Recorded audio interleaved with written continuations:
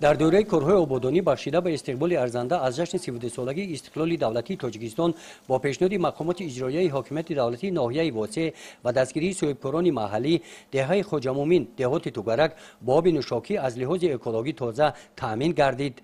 با مورد استفاده قرار گرفتن انشاءات نوی آب نوشاکی مشکلات ساکنان حل خود را پیدا کرد. 27 سال شد در آنجا فعالیت میکنم، زندگی میکنم. مشکلی زیاد داشتیم از تانکسی میکرد با ساکنان دهه نمیرسوند.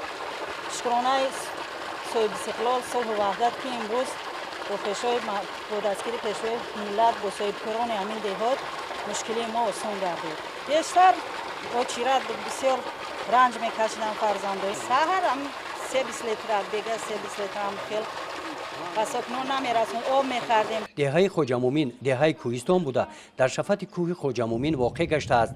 در این موضع در 128 خواجگی 750 نفر اهالی عمر به سر میبرند. شغل ساکنان چراغداری و زراعتکاری میباشد.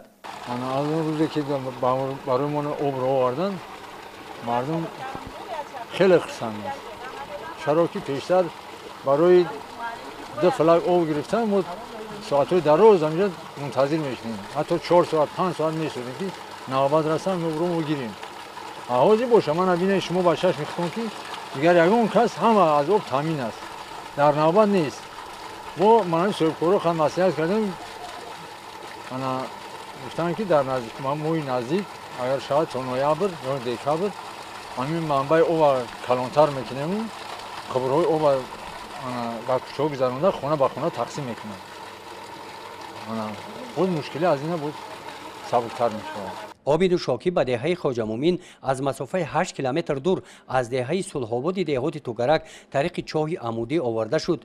ساختمان چاه عمودی در چقری زیاده از 145 متر با تشبث صاحبکاران محلی مدت 5 ماه ادامه یافت.